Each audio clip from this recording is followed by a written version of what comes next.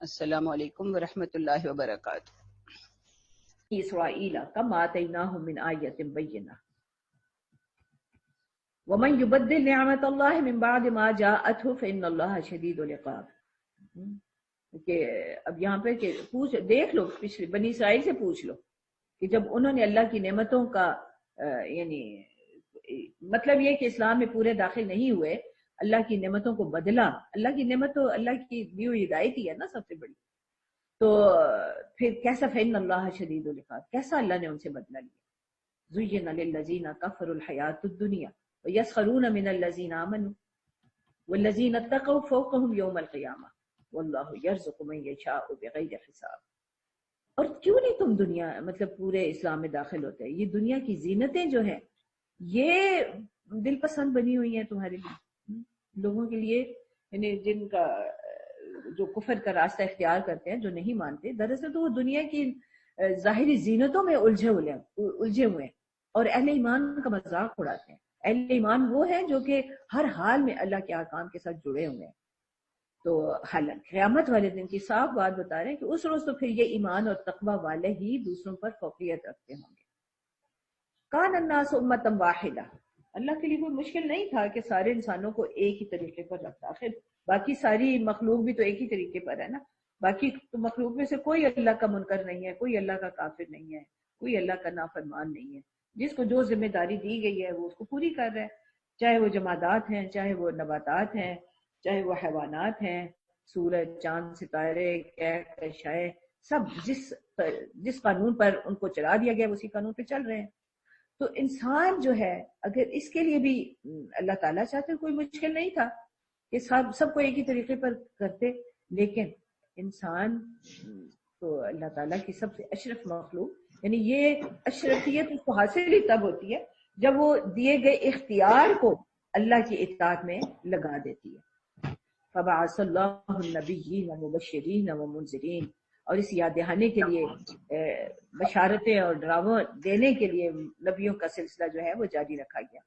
وَأَنزَلَ مَعَهُمُ الْكِتَابَ بِالْحَقِّ لِيَحْكُمَ بَيْنَ النَّاسِ فِيمَا اخْتَلَفُوا فِيهِ وَمَا اخْتَلَفَ فِيهِ إِلَّا الَّذِينَ أُوتُوهُ مِن بَعْدِ مَا جَاءَتْهُمُ الْبَيِّنَاتُ بَغْيًا بَيْنَهُمْ فَهَدَى اللَّهُ الَّذِينَ آمَنُوا لِمَا اخْتَلَفُوا فِيهِ مِنَ الْحَقِّ بِإِذْنِهِ وَاللَّهُ يَهْدِي مَن يَشَاءُ إِلَى صِرَاطٍ مُسْتَقِيمٍ۔ تو اختلافات جو ہیں وہ صرف اسی لیے ہوئے، یعنی لوگوں نے کیے کہ وہ اپنے ذاتی رجحانات یا اپنے ذاتی مفادات کو انہوں نے ترجیح دی، اور حالانکہ ایسا نہیں تھا کہ ان کے پاس واضح ہدایت موجود نہیں تھی۔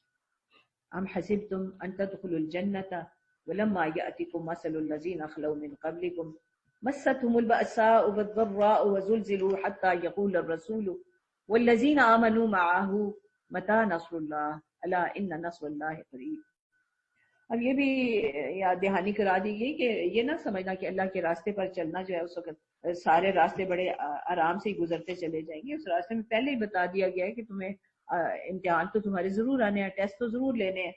تو عام طور پہ جب ٹیسٹ آتا ہے تو ہم مادی ذرائع اور وسائل پر نظر رکھتے ہیں کہ یہ کر لیں تو اس سے بچت ہو جائے گی، یہ کر لیں تو بچت ہو جائے گی، اور اللہ تعالیٰ کے ساتھ اپنا تعلق جو ہے اس کو نہیں استوار کرتے۔ تو ایسی تکلیفیں تو رسولوں کو بھی آئیں، انبیاء علیہ السلام کو آئیں، ان کے متبعین کو آئیں، اس حد تک کہ وہ ہلا مارے گئے اور کہنے لگے کب اللہ کی مدد آئی۔ یعنی انہوں نے بہرحال ان کی نظر صرف اللہ کی مدد پر تھی، تو جب نظر صرف اللہ کی مدد پر ہوگی تو مدد تو آ ہی جائے گی۔ الا ان نصر اللہ قریب، تو وہ تو قریب ہی ہے۔ اور ویسے اس زندگی میں جب بھی ہے وہ قریب ہے، 10 سال بعد آئے، 5 سال بعد آئے، کوئی قریب کا یہ مطلب نہیں ہے کہ اگلے لمحے ہی آ جائے۔ امتحان کی مدت بھی تو کوئی پتہ نہیں نا، امتحان بعض کا جلدی ٹیسٹ ہو جاتا ہے، کبھی ذرا وقت لگتا ہے۔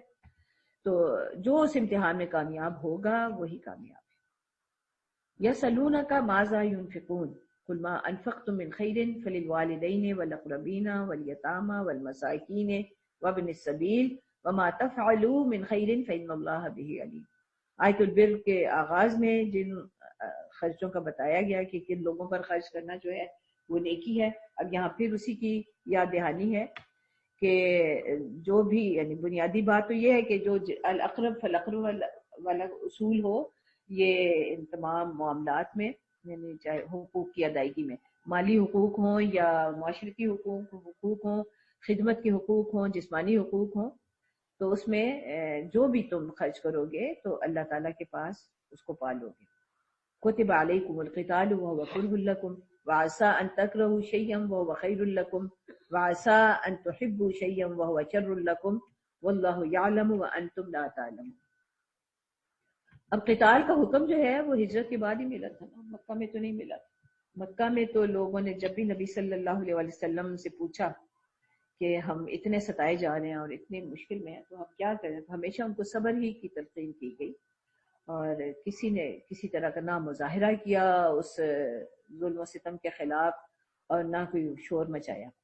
تو زیادہ سے زیادہ یہ ہوا کہ ایک دفعہ ہجرت کی، پھر دوسری دفعہ ہجرت کی، لیکن اب ہجرت کے بعد جب ایک بنیاد مل گئی اسلامی ریاست قائم کرنے کے لیے، تو اب قتال جو تھا اس کا حکم بھی دے دیا گیا۔ اب جب حکم دیا گیا تو جو کمزور ایمان والے لوگ تھے انہیں ذرا خوف محسوس ہوا اس سے، اور حالانکہ جو اولو العزم صحابہ تھے اور جو شروع سے ساتھ تھے، چاہے وہ مہاجرین میں سے تھے یا انصار میں، انہوں نے تو نبی صلی اللہ علیہ وسلم سے غزوہ بدر کے موقع پر نکلتے ہوئے بھی جبکہ بے سر و سامانی کی ایک حالت تھی، گنتی کی تلواریں، گنتی کی سواریاں، اور اس وقت بھی انہوں نے کہا کہ آپ ہمیں جو حکم دیں گے ہم کریں گے، آپ ہمیں جہاں لے جانا چاہیں لے جائیں، آپ ہمیں کہیں کسی معاملے میں پیچھے نہیں پائیں گے۔ اور یہ معاملہ اتنا عام تھا کہ جب عقبہ کی بیعت میں بھی نبی صلی اللہ علیہ وسلم نے جب بیعت لی تو اس وقت صاف صاف انہیں کہا گیا کہ آپ اچھی طرح سوچ لیں کہ آپ جو میرے ساتھ یہ وعدہ کر رہے ہیں کہ آپ مجھے اپنے ہاں رکھیں گے اور اپنی مہمانی میں لیں گے، تو یہ پوری دنیا سے ٹکر لینے کے مترادف ہوگا۔ تو اس وقت بھی انصار اللہ تعالیٰ ان سے بہت ہی راضی ہوں اور ان کے درجات بلند ہوں، انہوں نے اس وقت بھی نبی صلی اللہ علیہ وسلم سے یہی وعدہ کیا کہ ہم جانتے ہیں کہ آپ کو اپنی پناہ میں لینا یا آپ کا ساتھ دینا پوری دنیا سے ٹکر لینے کے مترادف ہوگا۔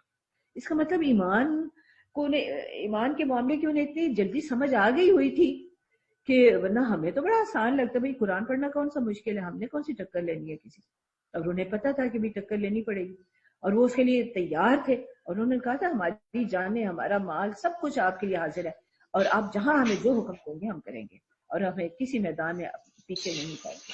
اور انہوں نے اپنے عمل سے آئندہ ہمیشہ ثابت کیا اس چیز کو۔ تو اسی چیز کو اللہ تعالیٰ کہتے ہیں کہ لڑائی اچھی تو نہیں لگتی، ہمیں بھی کب اچھی لگتی ہے، تو وَهُوَ كُرْهٌ لَكُمْ، لیکن یہ ہے کہ اس کے بغیر بھلائیاں نہیں نصیب ہوتی ہے۔ جہاد اور قتال کو تو کہا گیا کہ یہ تو اسلامی معاشرے کی اس کو شان و شوکت دینے والا ہے، اس کو بلندیوں تک پہنچانے والا ہے۔ ذروۃ الاسلام، یہ اسلام کو بلندیوں تک پہنچانے والا ہے، اس کو شان و شوکت دینے والا ہے۔ اور اگر جہاد کو، قتال کو ترک کریں گے اور اس معاملے میں پیچھے ہٹیں گے اور بزدلی دکھائیں گے تو پھر اسلام کی پوری عمارت جو ہے اس کی شان و شوکت جو ہے وہ متاثر ہوگی اور مسلمان خود ذلت سے دوچار ہوں گے۔ يسألونك عن الشهر الحرام قتال فيه قل قتال فيه كبير وصد عن سبيل الله وكفر به والمسجد الحرام وإخراج أهله منه أكبر عند الله۔ اب یہ اسی واقعے کی طرف اشارہ ہے جس کا بھی ہم پہلے بھی ذکر کیا، جو جمادی الثانی کے آخری روز یا رجب کا پہلا دن تھا، کوئی کنفیوژن ہی تھی اس وقت، تو بہرحال ہو گیا۔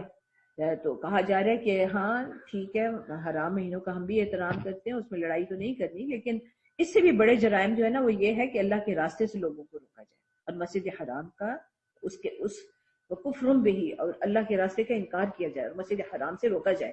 وَإِخْرَاجُ أَهْلِهِ مِنْهُ أَكْبَرُ عِندَ اللَّهِ وَالْفِتْنَةُ أَكْبَرُ مِنَ الْقَتْلِ وَلَا يَزَالُونَ يُقَاتِلُونَكُمْ حَتَّى يَرُدُّوكُمْ عَنْ دِينِكُمْ إِنِ اسْتَطَاعُوا وَمَنْ يَرْتَدِدْ مِنْكُمْ عَنْ دِينِهِ فَيَمُتْ وَهُوَ كَافِرٌ فَأُولَٰئِكَ حَبِطَتْ أَعْمَالُهُمْ فِي الدُّنْيَا وَالْآخِرَةِ۔ اب یہاں پہ پھر اس بات کو سورۃ توبہ میں مزید وضاحت سے کہا گیا ہے کہ صرف مسجد حرام کو آباد کرنا، حاجیوں کو پانی پلانا، کھانا کھلانا، وہ بڑی نیکیاں نہیں ہیں۔ بڑی نیکی یہ ہے کہ اللہ کے راستے میں جہاد کیا جائے، اللہ کے راستے میں قتال کے لیے بندہ تیار رہے۔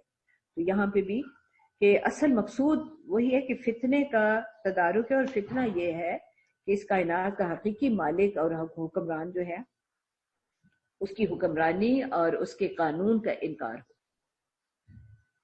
تو ایسے لوگوں کے لیے کہا جا رہا ہے کہ جو اس حال میں مرتے ہیں، اللہ کے اس دین سے پہلو نہیں کرتے ہیں اور اس ارتداد کی حالت میں مرتے ہیں، تو اللہ کے نزدیک ان کے باقی سارے اعمال ضائع ہو جاتے ہیں۔ وَأُولَٰئِكَ أَصْحَابُ النَّارِ هُمْ فِيهَا خَالِدُونَ إِنَّ الَّذِينَ آمَنُوا وَالَّذِينَ هَاجَرُوا وَجَاهَدُوا فِي سَبِيلِ اللَّهِ أُولَٰئِكَ يَرْجُونَ رَحْمَتَ اللَّهِ وَاللَّهُ غَفُورٌ رَحِيمٌ۔ اللہ کی رحمت کے امیدوار تو وہی ہو سکتے ہیں جو کہ ایمان لائیں، اللہ کے راستے میں اپنا سب کچھ چھوڑ دینے کو تیار ہو۔ ہجرت جو ہے وہ صرف گھر چھوڑنے کی بات نہیں ہے، یہ اپنی خواہشات کو بھی اللہ کی خاطر چھوڑ دینے کا نام ہے، اپنے تعلقات کو بھی اللہ کی خاطر چھوڑ دینے کا نام ہے، اور اللہ کے راستے میں مسلسل جد و جہد، تو پھر اللہ کی رحمت سے توقع رکھی جا سکتی ہے۔ واللہ غفور الرحیم۔ یسألونک عن الخمر والمیسر قل فیہما اسم کبیر ومنافع للناس واسمہما اکبر من نفعہما ویسألونک ماذا ينفقون قل العفو کذالک یبین اللہ لکم الآیات لعلکم تتفکرون فی الدنیا والآخرہ۔ خمر شراب کے بارے میں بولا جاتا ہے، خمر کا لفظی مطلب ہوتا ہے جو ڈھانپ لے، اور چونکہ یہ عقل کو ڈھانپ لیتی ہے اس لیے اس کے لیے خمر کا لفظ ہے۔ اور میسر جو ہے جو آسانی سے حاصل ہو، یعنی بس اس میں میٹر آف چانس ہے، یعنی اس کے لیے کوئی محنت نہیں کرنا پڑی، اور یہ جوئے کے لیے اور قمار کے لیے استعمال ہوتا ہے یہ لفظ۔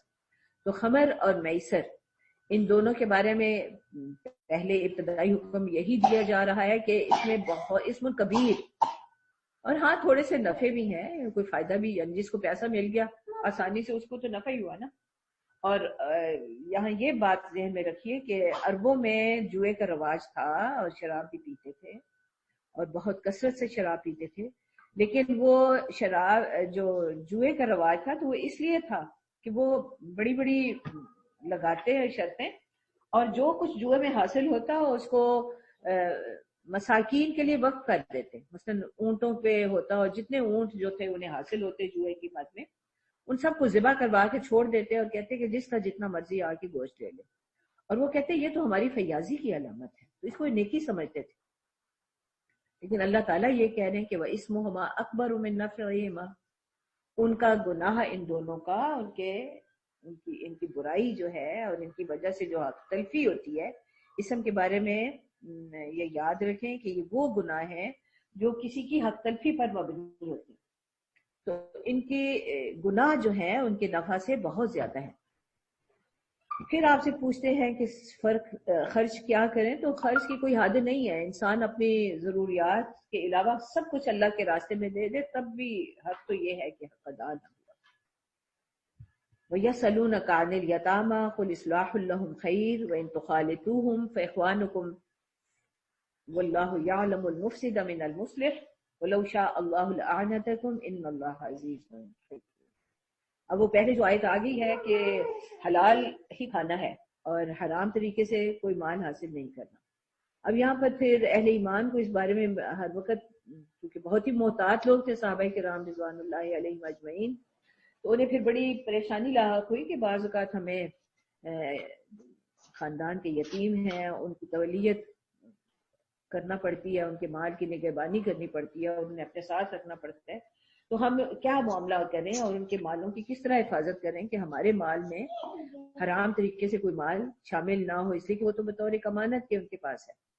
تو کہا جا رہا ہے کہ ان کے ساتھ جو بھی بھلائی ہو وہ اختیار کرو، اور ان کا مال اگر اپنے مال کے ساتھ ملا لے، تو مثلا کھانا انہوں نے بھی کھانا ہے اور ان کے مال میں سے کچھ روپے جو ہے یعنی اندازہ لگا کے کہ بھئی اب الگ ہانڈیا تو ان کی نہیں بنے گی، الگ کھانا تو نہیں تیار ہوگا، ہمارے ساتھ ہی کھائیں گے، تو اگر تھوڑا سا ملا لیں تو کوئی بات نہیں، یعنی اس کی اجازت دے دی گئی۔ بھائی تو خالتوہم فاخوانکم، تو اللہ تعالیٰ کہہ رہے ہیں کہ نیتوں کا حال تو اللہ کو پتہ ہے نا کہ نیت تم کس لیے یہ ملا رہے ہو، اس لیے کہ تم خود تمہارا اپنا مال بڑھے یا اس لیے کہ ان کے لیے سہولت حاصل ہو۔ نیتیں اپنی ٹھیک رکھنی چاہیے، اگر نیت صحیح ہے اور احتیاط کا رویہ ہے تو بس اللہ تعالیٰ مہربانی فرمائے، وَلَوْ شَاءَ اللَّهُ لَأَعْنَتَكُمْ، یعنی اللہ تعالیٰ خود ہمیں کسی تکلیف میں نہیں ڈالنا چاہتے. وہ خود کہتے ہیں کہ اگر وہ چاہتے تو تکلیف میں ڈالتے. کہتے کہ نہیں بس ٹھیک ہے، اگر ایک بھی یتیم ہے اس کو الگ رکھو، اس کے ایک ایک پیسے کا الگ سے حساب رکھو، تو بڑی مشکل ہو جاتی. تو اللہ تعالیٰ نے آسانی فرمائی اور یعنی اکٹھا کرنے کی اجازت دے دی، لیکن اپنی نیتوں کی اصلاح کے ساتھ. ان اللہ عزیز حکیم. ولا تنکحوا المشرکات حتی یؤمن. یہاں سے اب جو ہے نا ہمارے گھریلو فیملی لاز کا تذکرہ ہے اور گھریلو معاملات کی بات ہے. اب دیکھیں ایک خاندان جو ہے نا وہ معاشرے کی اکائی، اس کو سمجھا گیا ہے، اور ایک خاندان کے جو حالات ہوتے ہیں وہی پورے معاشرے کے حالات ہوتے ہیں. ایک خاندان کے افراد کے باہمی تعلقات جس نہج پہ ہوں گے پورے معاشرے کا پر اس کا اثر ہوتا ہے. تو اسلام یہ چاہتا ہے کہ یہ بنیادی یونٹ جو ہے نا یہ بڑا ہی مضبوط یونٹ ہو. اس کی تخریب جو ہے وہ سب سے بڑا گناہ سمجھا گیا ہے، اور حتی الامکان کوشش کرنی ہے کہ یہ جو بندھن بندھتا ہے، یہ جو قائم ہوتا ہے میاں بیوی کا تعلق، تو یہ بہت ہی مضبوط بنیادوں پر استوار.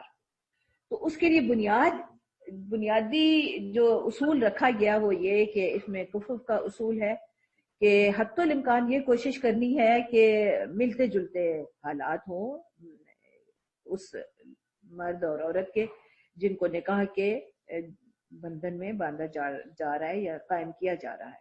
نکاح قائم کرنے سے پہلے حتی الامکان موافقت کی ممکنہ صورتیں جو ہیں وہ پیش نظر ہونی چاہیے، معاشی لحاظ سے بھی اور ذہنی فکری لحاظ سے بھی. لیکن یہاں پر سب سے اہم چیز جس کو ذکر کیا جا رہا ہے وہ یہ کہ وہ ایمان کی حالت کو سب سے زیادہ ترجیح دی جائے گی. نبی صلی اللہ علیہ وسلم نے خود فرمایا کہ نکاح جو ہے لوگ شکل صورت دیکھ کے بھی کر سکتے ہیں کہ بھئی حسن کو دیکھ کر، دوسری مال کو دیکھ کر، تیسری جاہ و مرتبہ کو دیکھ کر نکاح قائم کیا جاتا ہے. لیکن بھلائی میں رہو گے جبکہ تم ایمان کو غالب رکھو گے اپنی ترجیح میں. اور یہاں پہ اللہ تعالیٰ تو بات ہی ایمان کی کر رہے ہیں کہ ترجیح ہے ایمان. وَلَا تَنْكِحُوا الْمُشْرِكَاتِ حَتَّى يُؤْمِنْ.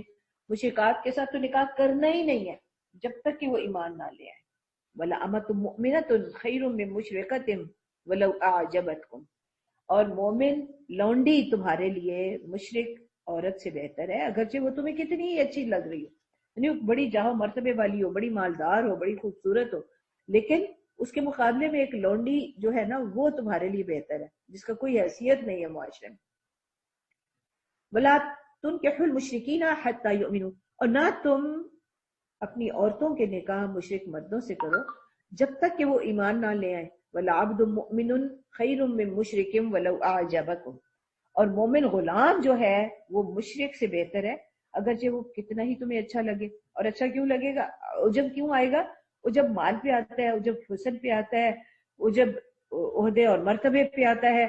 تو جتنا بھی یہ کوئی اور صاحب حیثیت بندہ ہے، بڑا شاندار رشتہ ہے، لیکن اگر ایمان کے معاملے میں وہ پیچھے ہے تو پھر اس کے ساتھ کوئی تعلق قائم نہیں کرنا. اس لیے اولئک یدعون الی النار، وہ لوگ آگ کی طرف دعوت دینے والے ہیں. تو یعنی اصل چیز جو ہے وہ ایمان ہے. رشتہ قائم کرتے ہوئے دیکھنا یہ ہے کہ جس کے ساتھ رشتہ قائم کیا جا رہا ہے یہ میرے ایمان کا محافظ ہوگا، یہ ہوگی یا نہیں ہوگی، اور کیا ایمان کے معاملے میں یہ ہمیں ایک دوسرے سے آگے بڑھانے والے ہوں گے یا نہیں. تو اس میں وہ جو حضرت ابراہیم علیہ السلام کی دعا کا اس لیے الحقنی بالصالحین، صالحین کی ہمراہی نصیب فرمائی. تو سب سے بڑا حق تو شوہر اور بیوی کا ہے کہ وہ اس میں صالحیت کو دیکھا جائے. تو بہترین رشتے وہی ہوں گے اور وہی کامیاب ہوں گے آخرت میں بھی. یعنی رشتے تو وہی قائم کرنے چاہیے جو دنیا میں ہو تو آخرت میں بھی وہی چلے، تو وہ صالحیت ہی کی بنیاد پر ہوں گے. اللہ تمہیں جنت اور مغفرت کی طرف دعوت دیتا ہے اپنے حکم سے. وَيُبَيِّنُ آيَاتِهِ لِلنَّاسِ لَعَلَّهُمْ يَتَذَكَّرُونَ. وَيَسْأَلُونَكَ عَنِ الْمَحِيضِ قُلْ هُوَ أَذًى فَاعْتَزِلُوا النِّسَاءَ فِي الْمَحِيضِ وَلَا تَقْرَبُوهُنَّ حَتَّى يَطْهُرْنَ فَإِذَا تَطَهَّرْنَ فَأْتُوهُنَّ مِنْ حَيْثُ أَمَرَكُمُ اللَّهُ إِنَّ اللَّهَ يُحِبُّ التَّوَّابِينَ وَيُحِبُّ الْمُتَطَهِّرِينَ. پاکی حاصل کرنا جو ہے یہ ضروری ہے اور اس معاملے میں یہ آیت بڑی واضح ہے. تو جو شوہر اور بیوی کا رشتہ ہے اس میں بھی پاکیزگی کو بہرحال ڈومیننٹ رہنا چاہیے اور اس کا لحاظ رکھنا چاہیے. نساؤکم حرث لکم، تمہاری بیویاں تمہاری کھیتی ہیں، فأتوا حرثکم انا شئتم، بس اپنی کھیتیوں میں آؤ جیسے تم چاہو۔ پہلے تھا لباس ہن لباس لکم وانتم لباس لہن، ایک استعارہ تشبیہ وہ تھی، اور یہاں پہ حرث بھی وہ چیز ہوتی ہے جو کہ بہت ہی انسان کو محبوب ہوتی ہے، اپنا گھر، اپنی کھیتی، اپنی زمین ہے، بندہ اتنا اس پر فخر کرتا ہے اور اس کی حفاظت کی اتنے جتن کرتا ہے، اس کی خاطر جانیں قربان کر دیتا ہے۔ تو ایسا ہی رشتہ ہے یہ بھی، ہاں ایک دوسرے کی یعنی اتنی محبت کا تعلق، اتنا تعلق جیسے کوئی اپنی ہی چیز، اپنی ہی کھیتی ہے۔ اس میں دوسرے مفہوم بھی ہیں لیکن بہرحال ایک یہ بھی ہے، مقدموا لانفسکم، اور اپنی فلاح کو پیش نظر رکھو، واتقوا اللہ واعلموا انکم ملاقوہ، اور جان لو کہ تمہیں اللہ سے ملاقات کرنی ہے، وبشر المؤمنین ولا تجعلوا اللہ عرضۃ لایمانکم ان تبروا وتتقوا وتصلحوا بین الناس واللہ سمیع علیم۔ دیکھیں نا اللہ تعالیٰ کو ہماری اصلاح کی کتنی فکر ہے کہ ہمارے زبان سے نکلے ہوئے ایک ایک لفظ کی وہ اصلاح کر رہے ہیں۔ اب ایک جیسے پہلے ہمیں بتایا کہ رائنا کا ایک لفظ تھا، اس کی اصلاح کی، اب یہاں پہ جو ہم چلتے پھرتے ایسے عادتاً قسمیں کھاتے رہتے ہیں ان کی بات کر لی، اور اس میں کہا گیا کہ لا یؤاخذکم اللہ باللغو فی ایمانکم ولکن یؤاخذکم بما کسبت قلوبکم واللہ غفور حلیم۔ اپنی قسموں کو ایسے معاملات کے لیے نہ استعمال کرو کہ جس سے مقصود نیکی اور تقوی اور لوگوں کی اللہ کے بندوں کی بھلائی کے کاموں سے باز رہنا ہو۔ اللہ تعالیٰ تو ہر چیز کے نگران ہے، سن رہے ہیں، علم ہے انہیں، تو لغو قسم کی جو قسمیں ہم کھا لیتے ہیں یوں، ان پر تو وہ ہماری گرفتاری کریں گے، لیکن جب دل سے ہم ایک بات کہتے ہیں اور اپنی طرف سے دوسرے کو دھوکہ دینے کے لیے ایسے کہتے ہیں تو اللہ تعالیٰ کو ہماری نیتوں کا حال بڑا اچھی طرح معلوم ہے۔ تو اس لیے اس معاملے میں بھی ایک ایک لفظ پر اور ایک ایک وعدے پر بہت زیادہ نظر رہنی چاہیے۔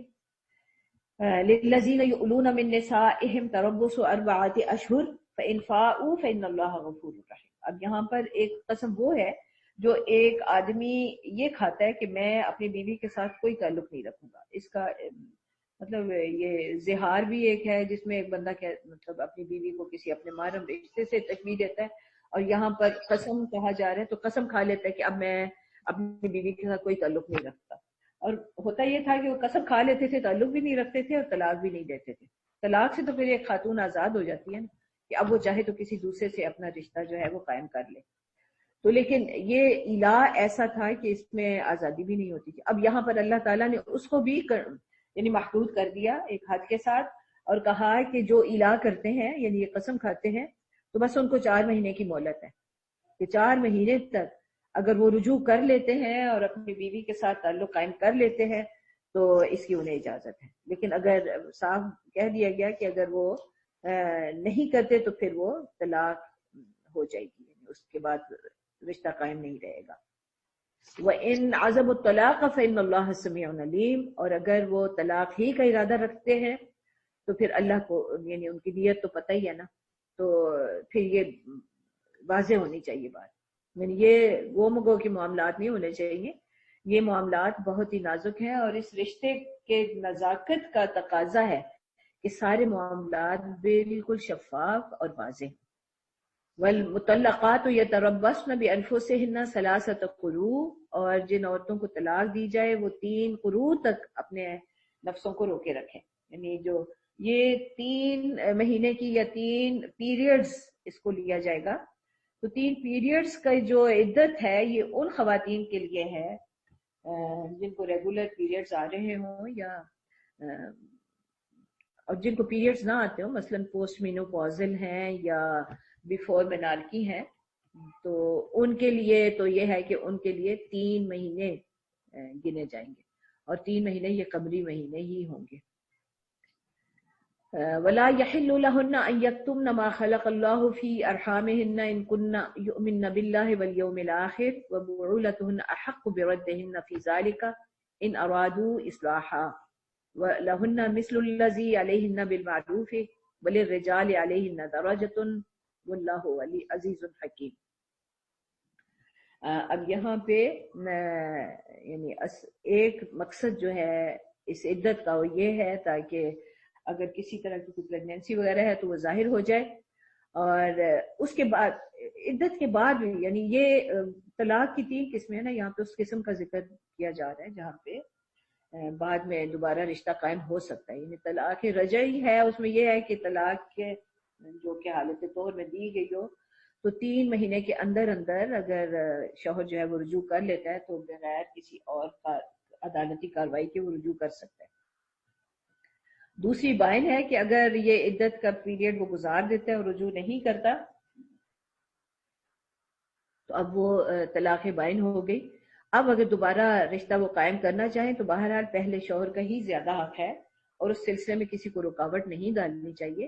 اگر اصلاح کا ارادہ ہے ان دونوں کا تو وہ ٹھیک ہے، وہ رشتہ جوڑ سکتے ہیں اور دوبارہ لیکن نکاح ہوگا اور دوبارہ نیا حق مہر جو ہے وہ مقرر کیا جائے گا. تو یہاں پر پھر یاد دہانی کرائی جا رہی ہے کہ عورتوں کے ان کے لیے ویسے ہی حقوق ہیں جیسے ان پر ذمہ داری. یعنی یہ ذمہ داریوں سے بھی اسلامی معاشرے کا کوئی فرض جو ہے وہ بری نہیں ہے. یعنی کسی کو یہ نہیں کہا جا سکتا کہ اس پر کوئی ذمہ داری نہیں ہے، اس کے صرف حقوق ہے. ہم عورتوں کے بھی صرف حقوق نہیں ہیں، ہم پر ذمہ داریاں بھی ہیں. اسی طرح ہر مرد پر بھی وہ صرف حقوق ہی نہیں رکھتے کہ ان کی خدمت کی جائے یا اطاعت کی جائے، بلکہ ان پر ذمہ داریاں بھی بہت زیادہ بلکہ ڈال دی گئی ہیں. اور یہاں پر صاف کہا جا رہا ہے کہ وَلِلرِّجَالِ عَلَيْهِنَّ دَرَجَةٌ، مردوں کو ان پر ایک درجہ حاصل ہے. اور اسی کو سورہ نساء میں جو کہا گیا کہ الرجال قوامون علی النساء، یعنی یہ گھر کا جو ادارہ ہے اس کو ایک ادارے کی حیثیت دی گئی. اور اسلام یہ چاہتا ہے کہ ڈسپلنائزڈ ادارے ہوں، بڑے منظم ادارے ہوں. اور جب منظم ادارے ہوتے ہیں ان کا ایک ہیڈ آف ڈپارٹمنٹ بھی ہوتا ہے، ہیڈ آف انسٹیٹیوشن بھی ہوتا ہے. تو ہیڈ آف انسٹیٹیوشن جو ہے وہ اللہ تعالیٰ نے خود متعین کر دیا تاکہ جھگڑے کی نوبت ہی نہ آئے. اور الحمدللہ ابھی تک مسلم معاشرے جو ہیں وہ اس چیز کو تسلیم کر رہے ہیں. اور اب فیمنسٹ تحریکوں کے باوجود اکثریت جو ہے وہ اللہ تعالیٰ کے اس فیصلے کو دل و جان سے تسلیم کرتی ہے. الطلاق مرتان، طلاق بس 2 ہی دفعہ ہے. فإمساک بمعروف او تسریح بإحسان، پھر یا تو معروف طریقے سے روک لو یا احسان کے ساتھ رخصت کرو. دیکھیں نا، احسان کا رویہ ہر حال میں ہے. یعنی اس طرح رخصت کرو کہ جتنا تم بھلائی کر سکتے ہو کرو. یعنی کوئی رکاوٹیں نہ ڈالو، کوئی تکلیف پہنچانے کی کوشش نہ کرو، ایک دوسرے کو ستانے کی نیت نہ ہو. وَلَا يَحِلُّ لَكُمْ أَن تَأْخُذُوا مِمَّا آتَيْتُمُوهُنَّ شَيْئًا إِلَّا أَن يَخَافَا أَلَّا يُقِيمَا حُدُودَ اللَّهِ. اچھا، صرف طلاق ہو تو اس میں تو یہ ہے نا کہ حق مہر، یعنی مرد جب طلاق دیتا ہے تو مہر جو ہے جو اس نے ادا کیا ہوا ہے وہ واپس نہیں لے سکتا. تو البتہ اگر عورت جو ہے وہ خود یہ چاہے، یعنی وہ خود ہی اتنی تنگ آئی یا مرد دینے کو تیار نہیں ہے کہ بھئی اس سے لگتا ہے کہ بھئی اس کو کوئی نقصان ہو رہا ہے مالی لحاظ سے، تو پھر اگر عورت اس پر راضی ہو جاتی ہے، یعنی عورت خود جان چھڑانا چاہتی ہے یا علیحدہ ہونا چاہتی ہے، تو پھر اس کے لیے یہ ہے کہ پھر وہ جتنا مہر لیا ہوا ہے وہ واپس کرے. الا ان یخافا اللہ یقیما حدود اللہ، یعنی جائز تو نہیں ہے لیکن اگر یہ ڈر ہو کہ اللہ کی حدود پر قائم نہیں رہ سکیں گے. اور یہاں پر اللہ کی حدود سے مراد وہ معاشرتی رویے اور وہ حقوق کی ادائیگی کے معاملات ہیں جو کہ ایک شادی شدہ زندگی میں ایک دوسرے پر عائد ہوتے ہیں ایک دوسرے کے. فإن خفتم الا یقیما حدود اللہ فلا جناح علیہما فیما افتدت به تلك حدود اللہ فلا تعتدوها ومن يتعد حدود اللہ فاولئک هم الظالمون. یعنی یہاں پر یہ بات واضح ہے کہ عورت سے جتنا اس کو حق مہر وغیرہ دیا گیا اس سے زیادہ طلب کرنا جو ہے وہ مناسب نہیں ہوگا. فإن طلقها فلا تحل له من بعد حتى تنكح زوجا غيره فإن طلقها فلا جناح عليهما أن يتراجعا إن ظنا أن يقيما حدود الله.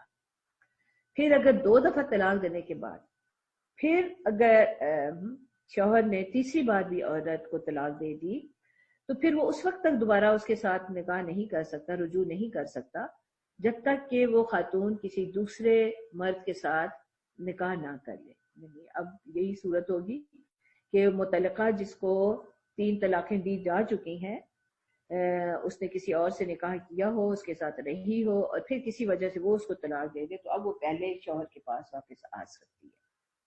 یہی اللہ تعالیٰ کی حدود ہیں. وَتِلْكَ حُدُودُ اللَّهِ يُبَيِّنُهَا لِقَوْمٍ يَعْلَمُونَ.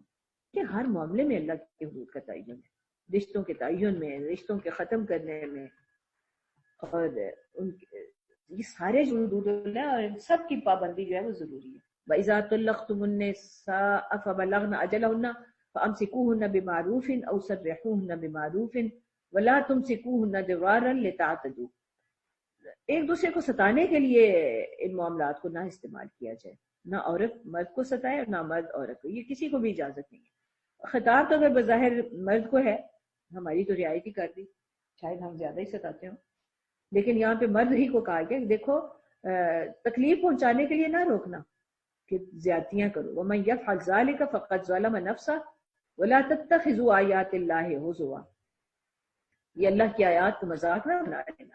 وَاذْكُرُوا نِعْمَتَ اللَّهِ عَلَيْكُمْ وَمَا أَنزَلَ عَلَيْكُمْ مِنَ الْكِتَابِ وَالْحِكْمَةِ يَعِظُكُمْ بِهِ وَاتَّقُوا اللَّهَ وَاعْلَمُوا أَنَّ اللَّهَ بِكُلِّ شَيْءٍ عَلِيمٌ.